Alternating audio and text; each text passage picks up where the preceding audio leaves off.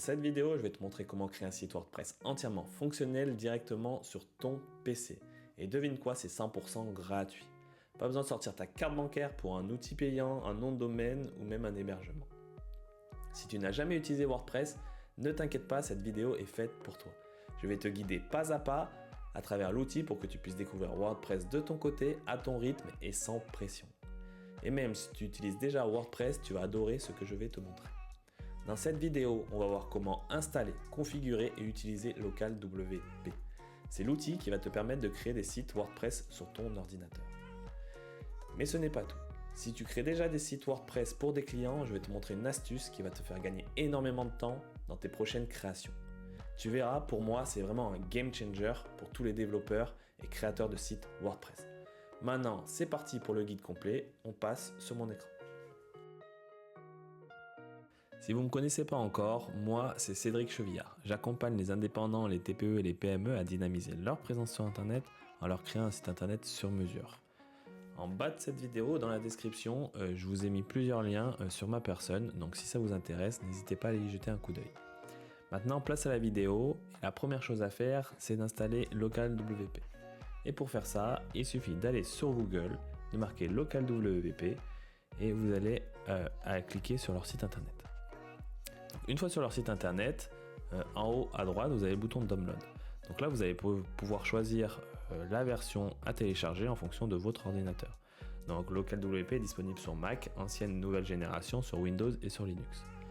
Et une fois que vous avez sélectionné vos informations, il suffit de les remplir les informations manquantes et faire Get It Now. Ça va lancer le lancement du téléchargement de l'application. Et une fois que c'est téléchargé, vous allez pouvoir l'installer. Donc au niveau de l'installation, c'est pas compliqué, c'est vraiment quelque chose de standard, il n'y a pas des règles précises, pas des configurations à faire, tout se fait en mode automatique. Donc voilà pour l'installation.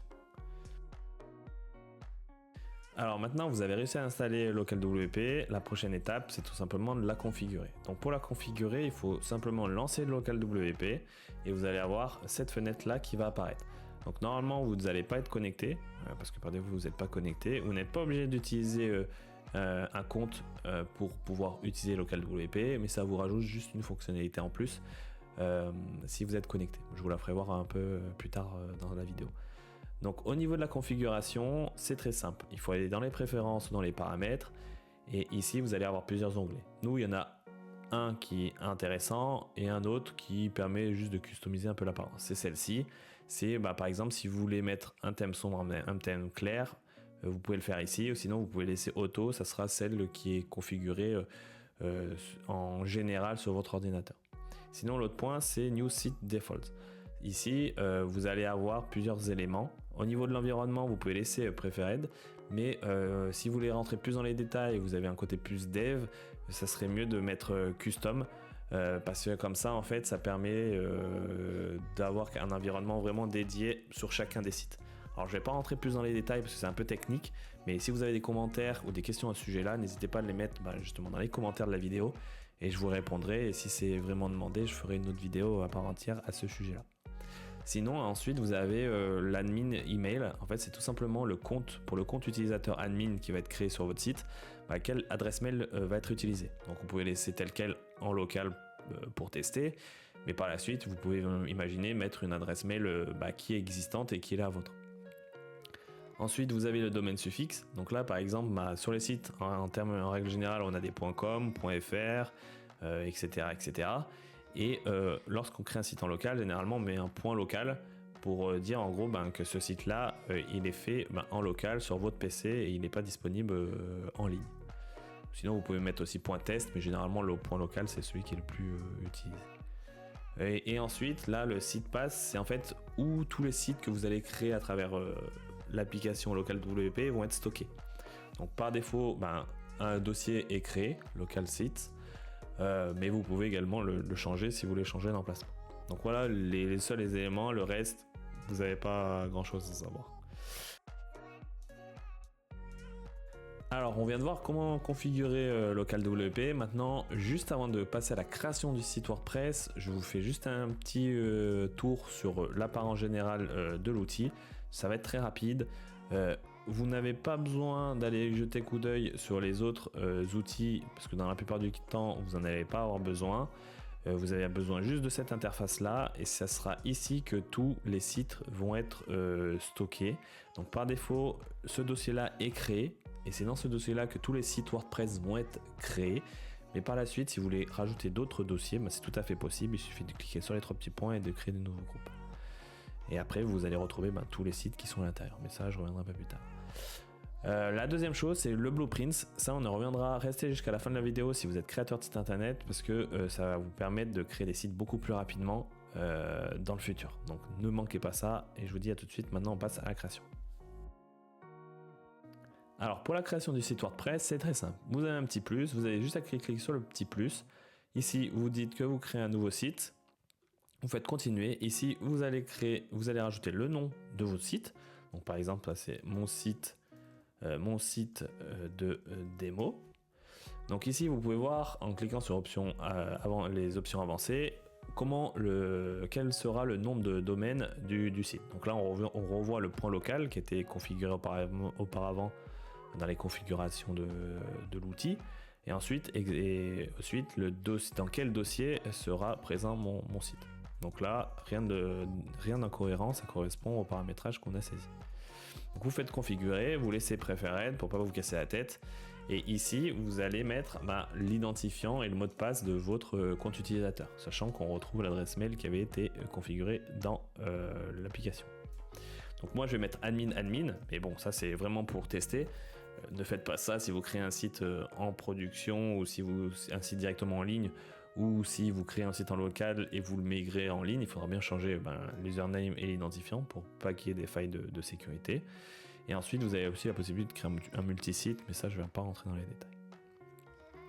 Donc là, lorsque je fais add site, en fait, ça va tout simplement créer mon dossier à l'emplacement où il faut. Ça va demander les autorisations nécessaires pour faire ce qu'il a à faire et pour ajouter les dossiers. Ça va créer le site WordPress en local, ça va aller chercher toutes les informations.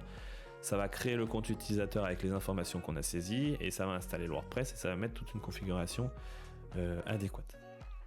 Donc voilà, à ce moment-là, votre site est créé. Avant d'aller sur le site WordPress, maintenant, je vais vous faire voir un peu les différentes informations que vous pouvez retrouver sur votre site. Donc il faut savoir que toutes ces informations que vous voyez à l'écran sera potentiellement différentes d'un site à l'autre. Chacun a une configuration précise. Vous pouvez utiliser celle qui est configurée par défaut, mais vous pouvez en configurer d'autres d'un site à l'autre. Donc ici, vous retrouvez différentes informations. Vous pouvez aller dans le dossier, ouvrir la ligne de commande, ouvrir le code, etc. Les choses importantes, c'est le site domaine. Donc là, par exemple, si au début vous n'avez pas un nom de marque, mais vous voulez quand même créer le site en WordPress en attendant, vous pouvez le faire, et après par la suite changer le nom de domaine, et ça va normalement modifier toutes les informations dans la base de données avec le nouveau nom de domaine lorsque vous aurez modifié. Et pareil, s'il y a une erreur de frappe, c'est possible de changer. Après, pour tout ce qui est le reste, vous n'avez pas forcément grand chose à voir. Il y a juste cette petite fonctionnalité qui, lorsque vous sélectionnez On et l'utilisateur, ça permet de se connecter en mode automatique au WordPress lorsque vous accédez à l'admin. Ensuite, l'outil intéressant, c'est un peu aussi pour les développeurs, c'est l'accès à la base de données. Donc voilà, vous avez vraiment une sorte de PHPMyAdmin spécifique où vous pouvez faire des requêtes SQL, voir la base de données, la structure, etc. Ensuite, au niveau des outils, il y en a deux d'intéressants. Pour moi, c'est le premier, c'est Mailpit. Je ne sais pas comment ça se prononce, désolé pour mon accent, mon franglais.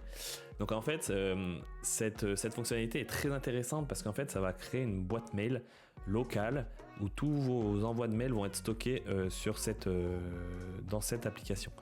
Donc ça veut dire qu'aucun mail ne sera envoyé à l'expéditeur réel.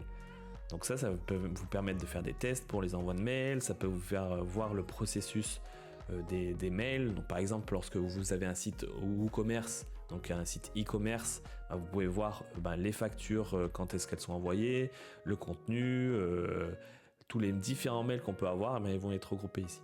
Il faut savoir que tous les mails sont stockés, mais sont supprimés lorsqu'on arrête le site et qu'on le redémarre. En fait, c'est vraiment quelque chose de temporaire et local. Mais c'est très intéressant pour pas justement envoyer de mails à de vraies personnes et de se dire mince, j'ai envoyé un mail et il fallait pas que je l'envoie.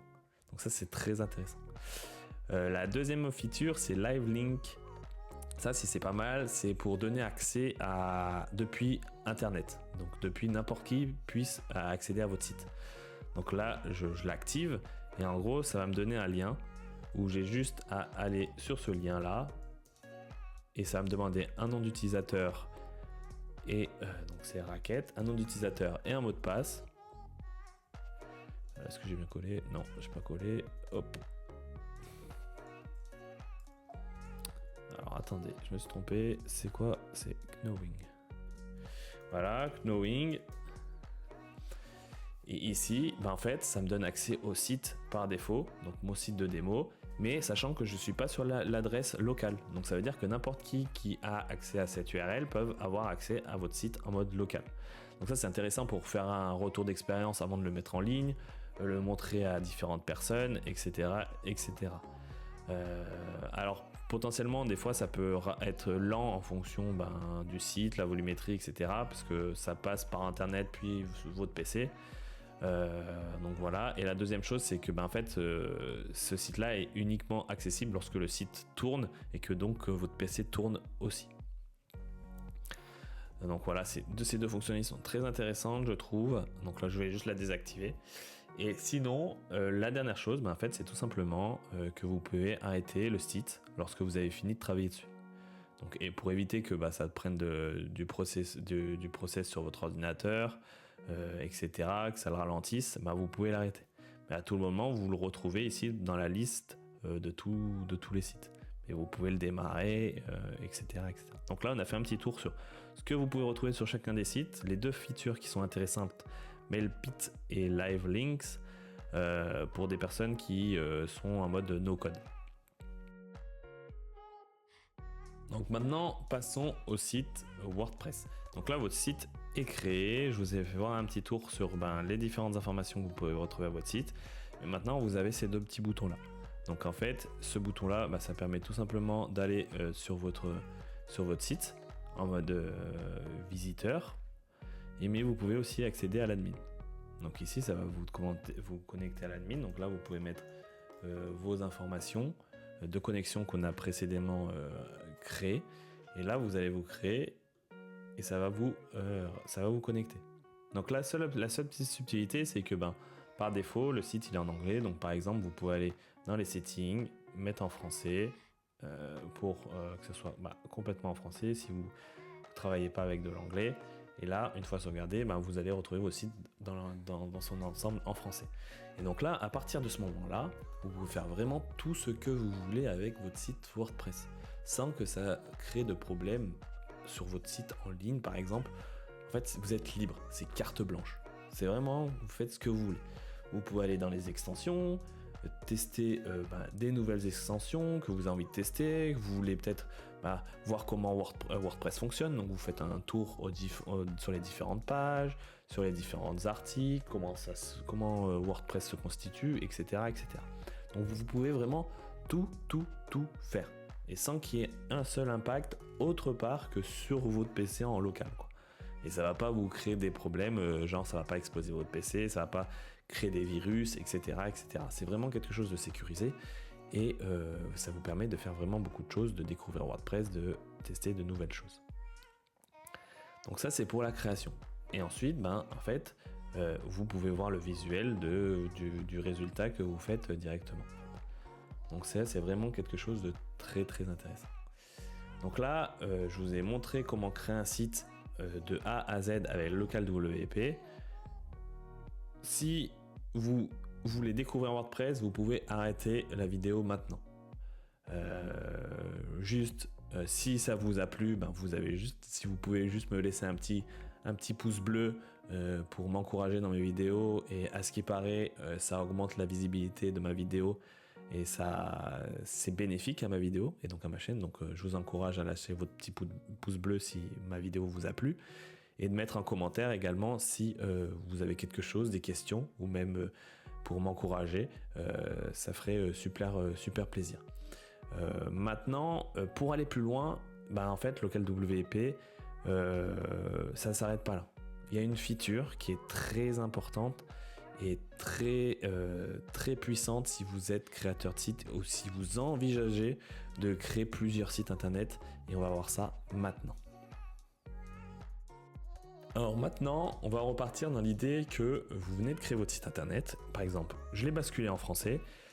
On peut s'imaginer que j'ai rajouté des extensions que j'aimerais bien réutiliser sur d'autres sites internet, un thème que je réutiliserai aussi sur d'autres sites. Donc là, imaginons que j'ai tout configuré mon site comme je le fais. Par exemple, j'ai rajouté des extensions, je les ai même configurées ces extensions. Donc là, vous avez fait un site, on va dire que vous voudrez réutiliser cette copie pour faire d'autres sites. Et avec LocalWP, c'est possible. Donc pour faire ça, c'est très simple. Vous avez votre site de démo, il est bien configuré, vous avez juste à le dire je save en tant que blueprint. Donc là je lui donne un nom, moi je vais le laisser par défaut.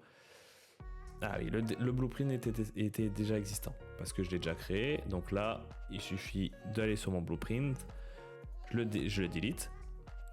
Donc ça c'est une petite particularité, mais vous n'êtes pas obligé de le faire. Mais sinon vous retournez là, je le fais save as blueprint. Ici normalement c'est tout bon, et donc là ce que ça va faire, c'est ça va faire un screenshot de votre site à l'instant T avec tous les fichiers, toutes les configurations, toutes les extensions, tout le thème, etc., tout votre WordPress. Donc là votre blueprint est créé. Donc par exemple, imaginons que vous avez un site WordPress et là vous avez une nouvelle demande, vous voulez créer un site pour une association, pour un collègue, un ami, etc. En fait vous avez juste à refaire le plus pour en créer un nouveau site en local, et au lieu de créer un nouveau site, vous faites create one blueprint. Ici vous allez retrouver les différents blueprints, et vous allez pouvoir sélectionner votre blueprint. Donc ici je le sélectionne et après je lui donne quand même un nom. Donc là c'est mon site de démo 2. Donc là vous pouvez revoir les informations que je vous ai fait voir tout à l'heure. Et donc là vous êtes en train de créer un second site. Sauf qu'au lieu de créer un site de 0, là en fait ça va réutiliser les sites que de mon site de démo 1. Et donc là ça va en train de le créer, ça va demander les droits comme pour l'autre pour faire les actions nécessaires.